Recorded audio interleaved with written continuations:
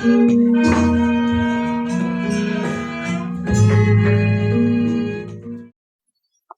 Sangga yang saya muliakan, para Romo Ramani yang berbahagia, saudara-saudara semua yang hadir dalam acara Sanggadana di masa Katina, Wihara Buddha Sasana Jaya. Satu kesempatan kita bisa bersama-sama berkumpul di sini untuk bisa merayakan salah satu hari raya agama Buddha yang biasa disebut Sanggadana di masa Katina. Saudara-saudara, kegiatan berdana ini memang menjadi kegiatan yang dilakukan sejak awal. Jadi, seorang umat Buddha ketika misalnya anak kecil diajak ke sekolah minggu, yang diajarkan yang paling mudah adalah berdana. Dari 3 kebajikan yang dikenal di dalam agama Buddha, yaitu berdana, kemudian kemoralan, dan konsentrasi, maka berdana ini selalu dikenalkan di awal. Sekolah minggu pun kadang-kadang kalau mengajarkan juga kebanyakan tentang berdana. Karena ini menjadi lebih mudah. Sehingga kalau tadi rombongan guys yang seragamnya baru ini, saya tanya, apa mau menyanyi? Karena seragam begini biasanya ya harusnya nyanyi juga. Dan ada yang menjawab lagunya Dana Paramita. Jadi teringat sekolah minggu itu tadi. Jadi nampaknya nancep sekali sekolah minggu tentang dana, sehingga lagunya pun bisanya Dana Paramita. Padahal kan ada tentang Katina, hari Katina itu ada ya. 3 bulan setelah para biku berpuasa itu ada. Kenapa mesti harus Dana Paramita? Ya kenapa? Karena itu yang nyantel di kepala dari kecil. Ya.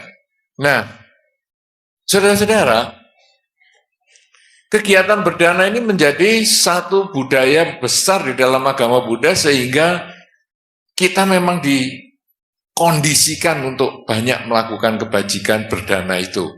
Misalnya saja mungkin kalau ada biku di wihara, kemudian kita membawa dana makanan, berdana makanan. Ya selama puasa, kemudian berdana makanan, itu ada. Kemudian ada juga selama puasa, berdana kendaraan. Siapa tahu Bante akan kemana-mana, ada donatur kendaraan. Ada juga donatur pijat. Ada satu umat yang sebagian di antara Anda juga tahu itu. Kalau ketemu para biku, Bante mau pijat nggak? Itu ya ada. Kenapa? Karena tahu, wah ini para biku mungkin punya kesibukan tertentu, dia pijat. Dan masih banyak yang lain. Saudara-saudara, hari ini kita memang datang spesial untuk berdana. Anda datang dari banyak tempat, bukan untuk duduk manis seperti kalau Anda mengikuti puja bakti ataupun kebaktian hari raya yang lain. Ya, mungkin hari raya Maga Puja, Waisak, Asada, itu Anda ikut, tetapi Anda hanya duduk manis begitu aja. Tetapi ketika hari Katina, seperti hari ini, Anda nanti tidak duduk manis. Anda nanti begitu pada saatnya berdana Katina, wah, ini suasana duduk yang demikian rapi ini nanti aja diamburadul, maju sana, mundur sini, wah liwatnya kemana-mana nggak jelas. Kadang-kadang waktu kembali ke tempat duduknya sudah dipakai orang, ya. Jadi akhirnya pindah dan sebagainya. Tapi kalau 3 hari raya yang lain, ada Maga Puja, Waisak dan Asada, Anda akan duduk di situ terus sejak awal mulai acara sampai akhir acara. Tapi khusus Katina pasti nanti muter. Nah, saudara-saudara, Anda muter itu adalah untuk berdana. Dan pada saat Anda muter, ada beberapa orang itu punya perasaan, kayaknya aku ini dilihatin orang loh. Bawa apa ya aku? Ada yang merasa gitu. Kira-kira ada enggak Anda? Ada enggak? Ada ya? Jadi, aku nanti kalau maju, ini nanti mesti orang lain lihat. Berbeda kalau Anda dana paramita di wihara yang hari puja bakti itu enggak ada orang lihat. Biasanya di sini pakai apa? Ada dana paramita gitu? Pakai kantong? Atau besek? Atau kotak? Kantongan ya? Nah, kantongan itu enggak ada yang lihat.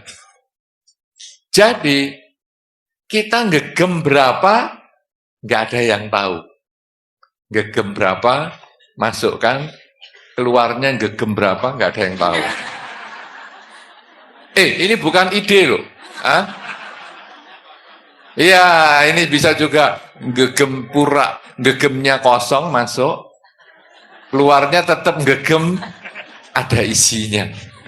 Itu nggak ada yang tahu. Jadi Anda nggak pernah tolak-tolak, lihat gitu. Ya, tetapi ketika Sanggadana di masa Katina seperti ini, kebanyakan dilihatin orang. Wah, sana bawa jubah satu. Wah, ini dua. Wah, ini setumpuk. Wah, ini paketnya. Wah, obat-obatan begitu besar. Nah, itu kok cuman kecil. Dan lain-lain. Jadi kita ini merasa dilihatin orang. Itu ada sebagian yang begitu. Padahal sebetulnya ya enggak banyak juga. Enggak ada orang pusing dengan Anda. Semua sudah sibuk untuk ngurus dirinya sendiri. Ini mau maju, mau bawa jubahnya. Ini HP-nya saya tinggal di bangku. Ini jatuh atau enggak. Diambil sebelah saya atau enggak. Itu yang dipikiri. Jadi bukan ngurusi Anda bawa atau enggak. Ya, sebetulnya aslinya gitu. Tetapi kita punya perasaan yang kadang-kadang ada. Nah, saudara-saudara, karena itu di dalam Dhamma disampaikan ada beberapa pola pikir orang berbuat baik, pola pikir orang berdana. Jadi, pola pikir yang pertama, orang berdana itu cuma ikut-ikutan. Jadi, dia itu cuma tanya sama teman sebelahnya, kamu apa ini? Kok bawa ginian? Oh, ini bawa jubah. Kenapa? Karena ini dana katina. Pakai jubah. Oh gitu ya? Oke lah. Kalau gitu kemudian kita nyari jubah. Wah, itu ada di sana, jubah. Hanya ikut-ikutan. Kamu bawa paket apa? Oke. Aku ya mau nggak mau kalah, ikut. Jadi ada orang di dalam Dhamma itu yang melakukan dana hanya karena ikut-ikutan, atau kadang dikatakan sebagai tradisi. Sehingga kita tradisinya apa ini? Kalau Sanggadana di masa Katina, jubah, ya sudahlah jubah saja. Jadi nggak kepikir yang lain. Pokoknya jubah, obat, dan lain-lain. Nah, saudara-saudara, ini ada di antara kita yang bisa seperti itu. Ada juga orang yang berdana itu karena tidak mau kalah. Jadi, dia kemarin ikut Sanggadana di Boro loh, di Buddha Sasana Jaya. Wah, kalau gitu aku nggak mau kalah. Kalau dia cuma sekali di Wihara Buddha Sasana Jaya, aku mau berkali-kali. Selama bulan Katina ini, aku mau ikut Sanggadana di mana-mana. Jadi kalau ditanya orang, kamu bulan ini Sanggadana di mana? Oh di sana, di Wihara ini, di Cetia itu, di desa ini, di mana-mana. Pokoknya aku banyak. Jadi berdana hanya untuk meningkatkan namanya sendiri. Sehingga kadang-kadang kemudian dipanggil orang ke depan, inilah donatur kita yang paling besar dalam rangka Sanggadana di masa Katina. Wah, senang sekali. Wah, semua orang lalu kagum sama saya. Jadi dana yang kedua ini adalah supaya dikagumi orang. Enggak ya kita kira-kira yang seperti itu ya. Ada loh kadang-kadang, tapi kita nggak berani ngaku. Karena ada beberapa orang itu kalau dipanggil ke depan senang sekali. Penghargaan, pembangunan wihara, wah. Rasanya itu hidung bisa seperti di dahi sini, wow, tinggi banget. Tapi ada yang malu, nggak usah ditulis namanya. Nah, jadi ada yang karena tradisi berdana itu. Ada juga karena pengen dapat nama baik. Nah, kemudian yang ketiga, ini sebetulnya yang disarankan di dalam Dhamma, yaitu kita berdana karena ingin melaksanakan ajaran Sang Buddha, yaitu mengurangi ketamaan, mengurangi kebencian, mengurangi kegelapan batin. Loh, berdana kok bisa mengurangi kebencian? Kalau berdana mengurangi ketamaan, saya tahu. Karena apa? Karena tamak itu berarti ingin selalu dekat dengan yang dimiliki. Jadi kalau saya sekarang berdana, berarti saya melepaskan apa yang saya miliki. Saya bisa. Saya punya obat yang manjur. Saya ingin danakan kepada Bante. Ini yang saya miliki paling bagus, saya mau danakan kepada Bante. Saya pintar masak. Saya akan masak yang paling enak untuk saya danakan kepada Bante. Saya saja tidak tega untuk ngicipi. Jadi ini biar Bante yang ngicipi. Masalah kasinan. Maaf Bante, saya nggak tega ngicipi. Ini karena saya masak yang sudah paling mantap. Nah, itu saya tahu, itu mengurangi ketamaan, betul. Tapi mengurangi kebencian, ini bagaimana? Nah, mengurangi kebencian itu juga ada. Saudara-saudara, kadang-kadang di dalam Sanggadana di masa Katina ini, kita kan bertiga nih di sini. Atau mungkin kadang ada yang bisa lebih banyak, kalau bukan di wihara ini ya, kadang bisa ada yang 4, ada yang 8, ada yang berapa saja, bisa terjadi seperti itu. Anda pada saat kesempatan berdana, kadang-kadang panitia itu sudah ngatur, grup ini sini, grup itu ke situ, grup sana ke sana, dan seterusnya. Tidak bisa ngatur, tidak bisa milih. Kadang-kadang kita ketemu orang yang mau kita dana ini itu orang yang paling nggak kita sukai. Itu bisa terjadi. Bisa belum? Bisa tidak? Bisa dong. Orang yang tidak Anda sukai. Aduh. Panitia.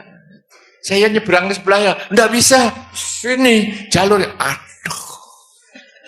Ini nanti saya ke depan. Saya harus... Apalagi kadang-kadang, ya semua namaskara, pokoknya sekali. Kalau cuma namaskaranya bareng-bareng bisa, tapi kadang-kadang, ayo namaskara. Aduh, aku nggak seneng sama. Nah, tetapi karena tidak ada pilihan lain, maka pada saat berdana itu kita juga bisa mengurangi kebencian. Ya, jadi ya sudah, saya serahkan dah. Walaupun saya nggak suka sama Bantenya ini, tapi sudahlah, saya serahkan. Semoga selalu bahagia. Mengurangi kebencian. Nah, sekarang mengurangi ketamaan dan mengurangi kebencian, sebetulnya sumbernya adalah dari kegelapan batin. Kegelapan batin itu apa? Tidak melihat hidup adalah perubahan. Bahwa orang yang Anda benci tadi mungkin sudah melakukan kesalahan 5 tahun yang lalu, atau 3 tahun yang lalu, atau tadi pagi. Bukan saat ini. Jadi ketika Anda membenci seseorang, sebetulnya pikiran Anda terjebak dengan masa lalu. Dia pernah menyakiti saya, sehingga saya tidak mau sama dia. Padahal hidup adalah saat ini, bukan masa lalu. Tapi jangan dikira selain benci itu tidak ada yang lain. Ternyata ketika Anda sayang dengan seseorang, itu juga karena Anda terjebak dengan masa lalu. Karena orang itu sudah membuat Anda bahagia di masa lalu. Padahal hidup itu adalah perubahan. Dan perubahan inilah yang diajarkan di dalam Dhamma. Sikap kita menyikapi perubahan, inilah yang diajarkan di dalam Dhamma. Anda ingat Pangeran Siddhartha meninggalkan istana. Kenapa Pangeran Siddhartha meninggalkan istana? Ketika melihat tua, sakit, dan mati. Sebetulnya bukan melihat tuanya, bukan melihat sakitnya, bukan melihat kematian itu yang membuat Pangeran Siddhartha kemudian berpikir jauh. Tapi sebetulnya adalah karena melihat perubahan. Kalau saya tua, walaupun saya punya harta, kedudukan, keluarga, saya harus berpisah dengan mereka. Kalau saya mengalami sakit, walaupun saya punya harta, walaupun saya punya keluarga dan kedudukan, saya tetap tidak bisa berbahagia bersama dengan mereka. Ketika saya mengalami kematian, walaupun saya punya harta, kedudukan, keluarga, saya tetap tidak bisa lagi bersama dengan dia. Itu yang menimbulkan stres. Sehingga Pangeran Siddhartha kemudian berpikir, kalau saya punya harta, kedudukan, dan keluarga bisa stres, bagaimana kalau saya meninggalkan seluruhnya, harta saya, keluarga saya, kedudukan saya? Apakah saya bisa stres atau enggak? Sehingga beliau meninggalkan istana, pergi bertapa. Ternyata tetap stres. Sampai akhirnya, wah, enggak bener nih. Belajar sama guru-guru ini juga enggak bisa ini. Tetap stres. Cari ilmu sendiri. Karena itu Pangeran Siddhartha kemudian meninggalkan guru-gurunya yang bermeditasi itu. Cari cara sendiri. Dan diceritakan pada saat Waisak, beliau mencapai kesucian. Saudara-saudara, apakah setelah beliau menjadi Buddha, tidak mengalami tua, sakit dan mati? Setelah beliau mencapai kesucian, apakah beliau tidak mengalami tua, sakit dan mati? Beliau tetap tua, tetap mati ya. Lalu mencapai kesuciannya di bagian mana ini? Tadi kan meninggalkan istana karena melihat tua, sakit, dan mati. Berusaha mencari obatnya. Biar tidak tua, sakit, dan mati dengan, coba kalau saya nggak punya istana, kalau nggak punya keluarga dan nggak punya kedudukan, bisa nggak tua, sakit, dan mati? Terus katanya mencapai kesucian. Menjadi Buddha di saat Waisak. Tapi kok tetap tua, sakit, dan mati? Apa yang berubah, saudara? Yang berubah apanya sekarang? Tetap tua, sakit, dan mati. Apa itu? Hah? Hah? Apanya yang berubah? Apanya yang berubah? Tetap tua, sakit, dan mati. Tapi ketika Pangeran Siddhartha meninggalkan istana karena tua, sakit, dan mati akibat stres. Tidak, kok saya tidak bisa ya dengan harta saya itu membeli umur, membeli kesehatan, membeli kehidupan. Itu yang menimbulkan stres. Sekarang setelah menjadi Buddha, tua, sakit, dan mati. Gimana? Stres enggak? Tidak. Berarti yang berbeda apanya? Hah? Pola pikir. Jadi kebudayaan itu adalah punya perbedaan pola pikir. Dari mana pola pikir itu bisa berubah? Melihat hidup sebetulnya memang hanya perubahan itu. Ketamaan, kebencian, kegelapan batin. Kegelapan batin ini tidak menyadari hidup yang berubah. Karena tidak menyadari hidup berubah, maka ketika ada yang disukai, kita ingin selalu dekat. Padahal dia pasti satu ketika terlepas. Ketika ada yang tidak disukai, kita ingin menolak. Padahal satu ketika dia pasti datang karena selalu berubah. Nah, jadi sebetulnya di dalam Dhamma ini yang kita pelajari adalah bagaimana kita menyikapi perubahan. Saudara-saudara, sekarang perubahan itu menjadi milik seluruh alam semesta, termasuk kita semua. Tetapi pola pikir menerima kenyataan perubahan itu adalah milik kita yang mau berlatih. Bagaimanakah yang disebut perubahan itu? Perubahan itu terjadi kalau kita membandingkan. Jadi, misalnya, jam 12 siang tadi, dengan sekarang yang sudah jam 2, Anda berubah atau tidak? Berubah apanya? Anda berubah apanya? Jam 12 tadi dengan yang sekarang Anda berubah. Kalau Anda lama di sini kan pulang keluarga Anda nggak kenal. Sopo iki balik omah iki? Apa yang berubah? Pikiran. Anda berubah pikiran. Kan nggak jadi berdana katina nih nanti ya. Aku berubah pikiranku, balik. Saudara-saudara, apakah kita bisa kembali ke yang tadi, jam 12 siang? Tidak bisa. Tapi kan besok ada jam 12 siang lagi. Ada toh? Tapi dia harinya sudah beda. Jadi yang jam 12 siang itu adalah hanya yang tadi. Kita yang tadi, bukan kita yang sekarang. Kita sudah berproses. Kalau kita melekat dengan yang tadi, maka kita kemudian, aduh, tadi jam 12 siang ya, di wihara ini disediani makanan enak tenan.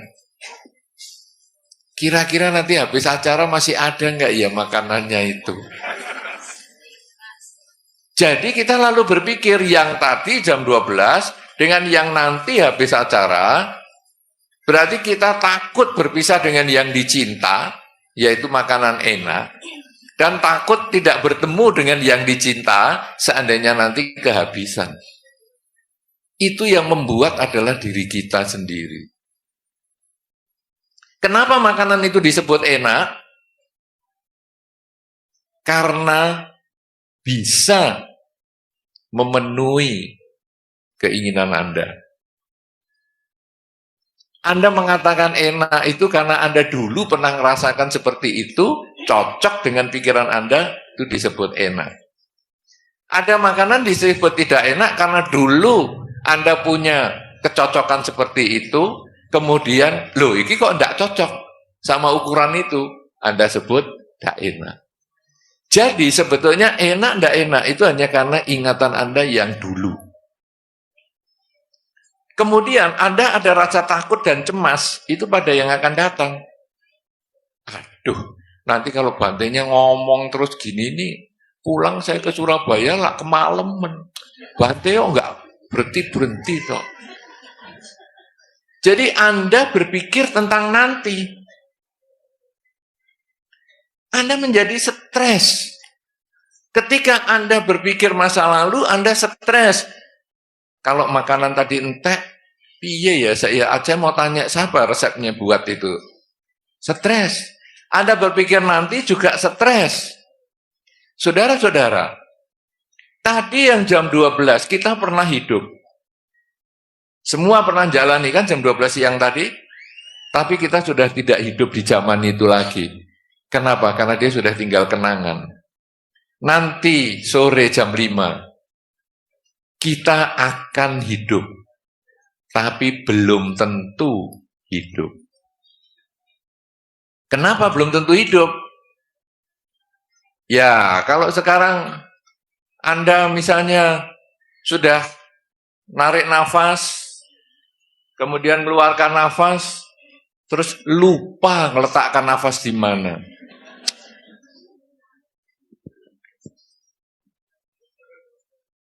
Habislah nafas kita di sini. Pernah belum lupa nafasnya? Belum? Ya, satu ketika pasti Anda bisa lupa.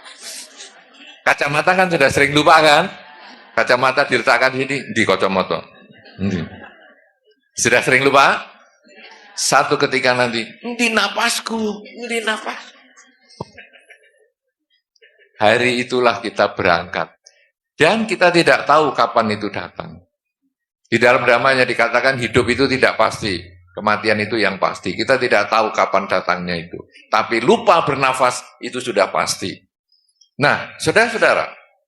Jadi nanti sore jam 5 kita belum tahu apakah kita hidup atau tidak. Tapi hidup adalah saat ini. Ketika kita selalu ingat masa lalu, yang menyenangkan kita kepengen mengulang, yang tidak menyenangkan kita pengen menghindarkan. Ketika kita takut masa depan yang menakutkan, kita tidak mau menerima itu sebagai kenyataan. Ketika kita ingat masa depan yang membahagiakan, kita kepingin cepat-cepat mendapatkan. Padahal masa lalu hanyalah kenangan, masa depan masih impian. Hidup yang nyata adalah saat ini. Terus bagaimana saudara-saudara? Kuncinya justru pada pelepasan. Kerelaan itu. Jadi, Anda bisa berbahagia di dalam kehidupan ini ketika Anda melihat masa lalu hanya sekedar masa lalu.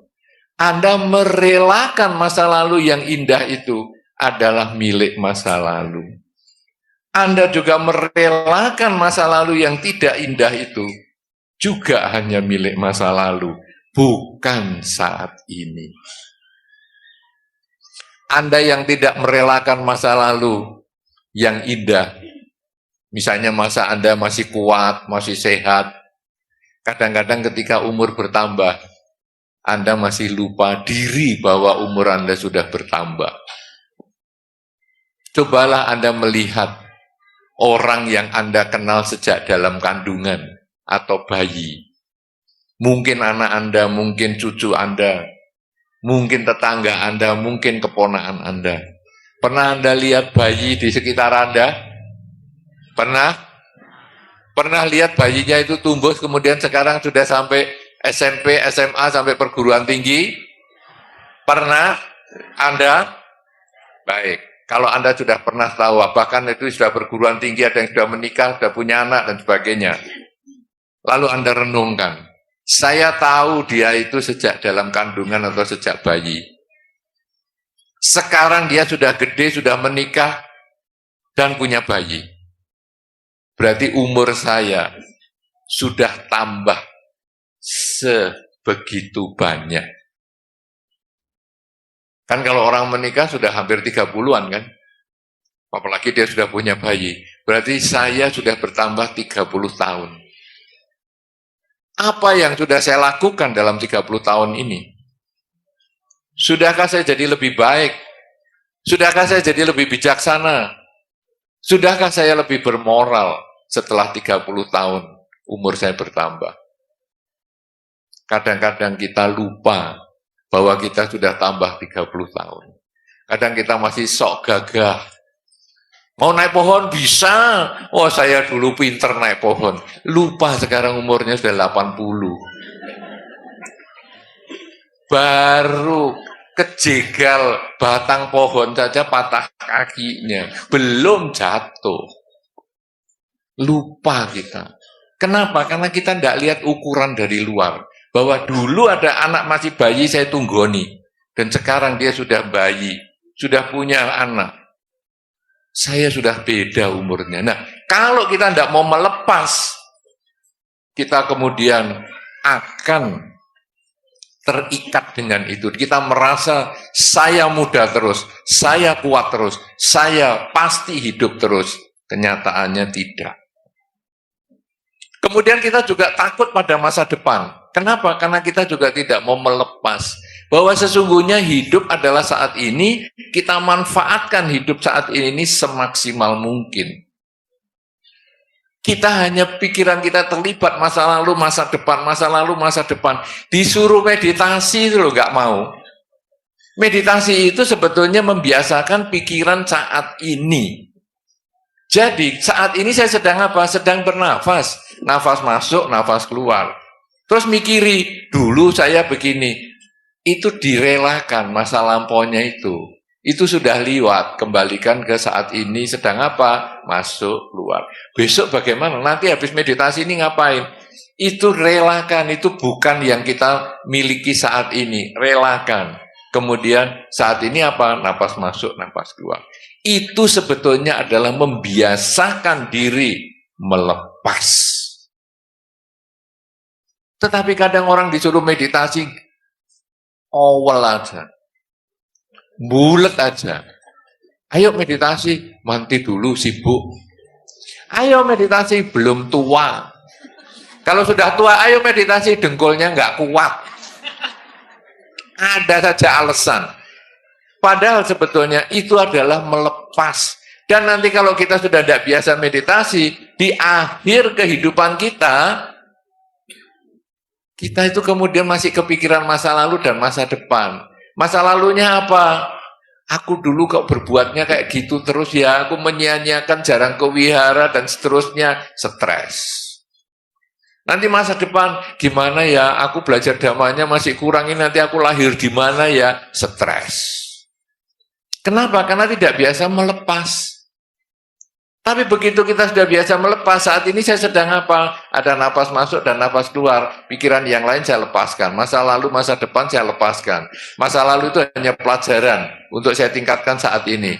Masa depan itu juga tujuan. Saya mulai dengan saat ini. Saat inilah yang nyata, bukan masa lalu dan masa depan. Saya melakukan yang terbaik saat ini. Kalau kita sudah terbiasa seperti itu, maka di akhir kehidupan kita, ketika kita mikiri, duh, aku kok dulu belum banyak baca parita, belum sering ke wihara. Ya sudah, aku sekarang sudah di kasur seperti ini. Sudah, aku sekarang mengisi pikiranku dengan hal yang positif. Semoga semua makhluk bahagia, semoga semua makhluk bahagia. Akhirnya kita bisa melepas masa lalu. Nanti masa depan saya gimana, saya lahir lagi di mana, keluarga saya bagaimana sepeninggal saya. Sudahlah, kita lepaskan semua. Semoga semua makhluk bahagia, semoga semua makhluk bahagia. Begitu kita bisa melepas, batin menjadi tenang, tidak perlu orang lain yang ngasih tahu. Udah, ikhlaskan aja, lepaskan. Sudah semuanya aman. Harta-harta, sertifikat sudah saya amankan. Malah langsung ngecicil. Siapa yang ngasihkan kamu hak untuk ngurusi sertifikatku? Kenapa? Karena kita nggak mau melepas. Tapi begitu kita sudah biasa melepas, kemudian dikatakan sama keluarga kita, sudah ikhlaskan aja, ikhlaskan. Langsung, oke, iya ingat saya harus melepas ya.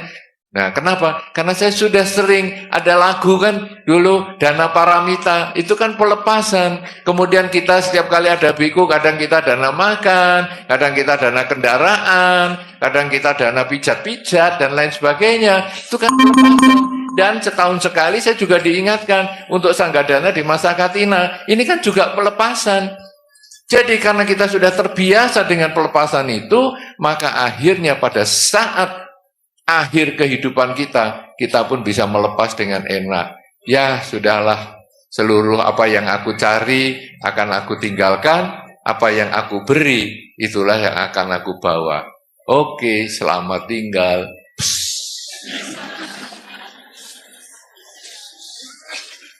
Ringan, tidak pakai ginjal-ginjal, ringan sekali. Apa yang kita cari? Harta, keluarga, teman, semua itu akan kita tinggalkan. Apa yang kita beri? Kebajikan. Hari ini Anda mempersembahkan Sanggadana di masa Katina. Kemudian mungkin bukan hanya sekali ini saja Anda ikut di berbagai tempat. Kemudian bukan hanya berdana jubah saja, tapi Anda juga misalnya ada teman yang sakit, Anda antar ke rumah sakit. Kemudian ada orang yang membutuhkan bantuan, Anda dengan ringan tangan membantu dan lain sebagainya. Kebajikan-kebajikan yang Anda berikan itulah yang akan kita bawa sampai kelahiran-kelahiran selanjutnya. Oleh karena itu saudara-saudara, Sanggadana di masa Katina ini sebetulnya adalah wujud nyata kita melakukan kebajikan dengan Anda satu persatu maju. Itu sebetulnya menguatkan tekad. Kalau dana paramita di wihara, kantongnya yang jalan, Anda yang masukkan tangan. Tetapi Sanggadana di masa Katina membutuhkan usaha yang keras untuk Anda bisa maju. Kadang ada yang pakai kursi roda pun bisa maju. Kadang ada orang tua yang menggunakan tongkat bisa maju. Kadang ada yang sudah jalannya saja harus dipapah pun dia maju. Kenapa? Karena ini belajar kerelaan. Dan kalau Anda bisa merelakan apa yang sekarang Anda ingin persembahkan itu, mampukah Anda merelakan masa lalu Anda? Mampukah Anda merelakan masa depan Anda? Merelakan masa lampau Anda adalah yang baik, jadikan pelajaran untuk ditingkatkan di masa sekarang. Yang buruk, yang menakutkan, kegagalan-kegagalan di masa lampau, jadikan pelajaran untuk kita perbaiki di masa sekarang.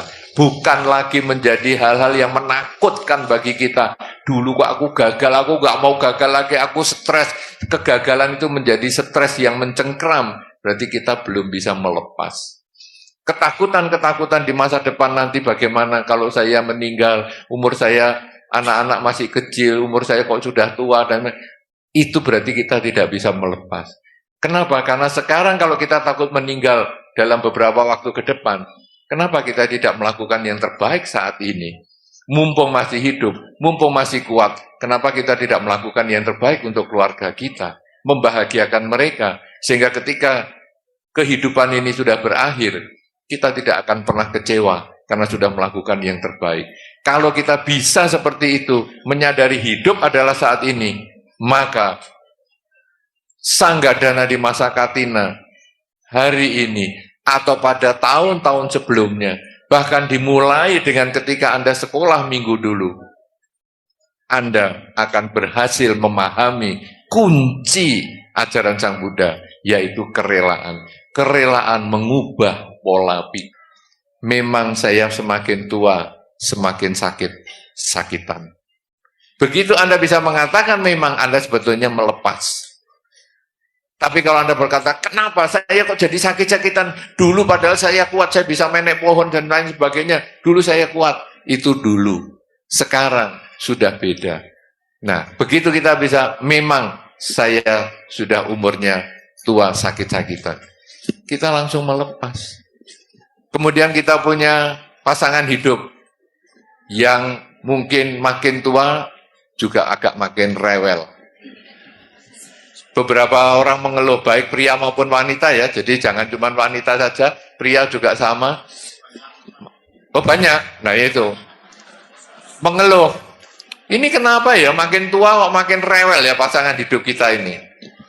Kalau Anda bertanya kenapa Anda tidak mau melepas. Tapi begitu Anda katakan, memang kamu rewel, itu lebih enak. Jadi nanti setiap kali dia rewel, ya udah, memangnya dia rewel kok. Kemarin ada satu ibu-ibu mengatakan, Buante, wah saya nggak tahan, suami saya ngoroknya kenceng sekali. Lalu saya mengatakan, memang ngorok kalau sekali dua kali di dalam acara kunjungan ke wihara itu lucu, ya, gerak-grok lucu. Tapi kalau 25 tahun keras di sampingnya, itu sudah nggak lucu lagi. Itu bikin stres. Nah, kemudian saya mengatakan, katakan memang, ya, mulai malam ini katakan memang suamiku seperti itu. kamu nanti akan bisa lebih tenang. Dan hasilnya saudara, ibu ini mengatakan besoknya, sungguhan loh, ngoroknya sama, tapi pola pikir saya yang tidak sama. Saya sudah ngomong, memang dia begitu. Memangnya salahku mau sama dia. Nah dulu kan tidak tahu kalau tidak ngorok, tidurnya kok ngorok sekenceng itu dulu kan saya nggak tahu. Nah, ya sudah. Jadi dia akhirnya menyadari itu, tidurnya menjadi nyaman. Saudara-saudara, bagi Anda yang punya orang-orang yang tidak menyenangkan di sekitar Anda, cobalah katakan memang. Ketika Anda melihat atau mengalami suasana-suasana yang tidak enak di sekitar Anda, katakanlah memang. Maka hidup Anda akan bahagia. Karena kata memang itulah awal pelepasan. Inilah yang perlu saya sampaikan dalam suasana Sanggadana di masa Katina, bahwa kerelaan itu adalah awal kebahagiaan. Kerelaan yang sudah Anda lakukan sekarang ini, yang sudah menjadi latihan sekian lama sejak Anda dari sekolah minggu, ini sebetulnya menanamkan di dalam kita tentang pelepasan. Pelepasan yang paling sederhana adalah dengan mengatakan memang. Mulailah sekarang mengatakan memang. Setiap kali ada kesulitan, maka hidup Anda pun akan berbahagia.